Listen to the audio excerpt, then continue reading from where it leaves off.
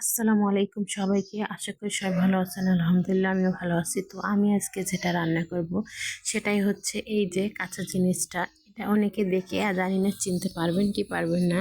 তো আমি বলে দিচ্ছি, এটা হচ্ছে মাটির নিচের আলু।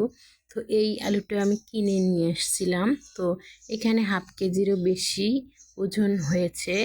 তো পুরোটাই আমি নিয়ে নিয়েছি। তারপরে তো কেটে নিলাম, এরকম সাইজ করে মোটা করে কেটে নিয়েছি। আসলে এগুলো গরুর মাংস দিয়ে রান্না করলে বেশি ভালো লাগতো। আমি খেয়েছি ছোট সময়। তো আজকে আমার নিজের হাতে রান্না করতেছি। সেটা হচ্ছে যে খাসি মুরগ যেটা বলে, সেইটার কিছু মাংস আর কিছু অংশ ছিল মাংসের, যেমন এই পা, হাত, তারপরে মানে অনেক ধরনের কিছু এখানে আছে। সবটুকু একসঙ্গে দিয়ে রান্না করতেছি। তো এখানে কিন্তু হলুদ, মরিচ, পেঁয়াজ, আদা রসুন বাটা, তেল, লবণ সব কিছু দিয়ে আমি নিয়েছি।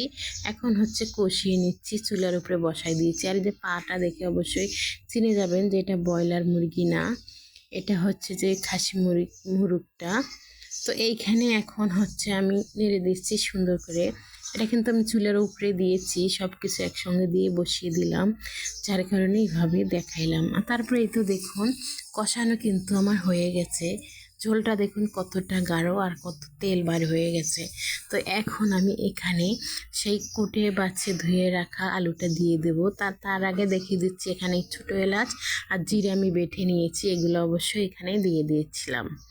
তারপরেই তো দেওয়ার পরে শুকনা হয়ে গেছে পানিটা একবারে। তারপরে এই আলুটা আমি এখানে দিয়ে দিলাম। তো দেওয়ার পরে এখন আমি সুন্দর করে আবারও মিক্স করে নেব। মিক্স করে নেওয়া হয়ে গেলে এখানে আবার একটু পানি দিতে হবে। তো আমার কাছে এই আলুটা প্রথমবার না, মানে কয়েকবারই আমি খেয়েছি, কিন্তু নিজে রান্না করি নাই। আর নিজে আজকে প্রথম রান্না করতেছি, জানি না কেমন হবে। তো যারা যারা আমার ভিডিওটা দেখবেন তারা অবশ্যই আমাকে কমেন্টে জানাবেন যে এটা কিভাবে রান্না করতে হয়। আমি আমার মতো করে রান্না করতে। তো এই তো আমার সেই একটু আলুটা এখন কষার জন্য পানি দিয়ে দেবো আমি এখানে।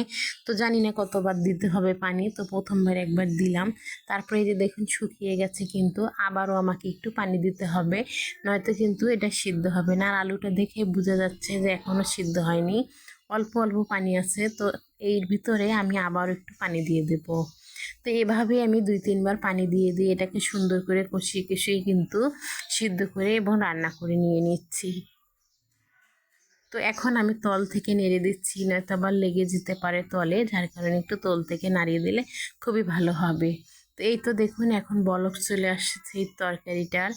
তো এভাবে বলক আসার পরেই আমি আবারও দেখাই দিলাম আপনাদেরকে। দেখুন পানিটা কিন্তু আবারও শুকিয়ে গেছে, তো আরেকটু পানির প্রয়োজন আছে। তো সিদ্ধ হয়ে গেছে, এখন একটু ঝোলের পানি দিয়ে দিলাম। তো এইভাবেই কিন্তু আমি 3 থেকে 4 বার পানি দিয়ে দিলাম। দেওয়ার পরে হচ্ছে এটা ঝোলের পানি, আর এখানে কোনো আমি পানি দেব না।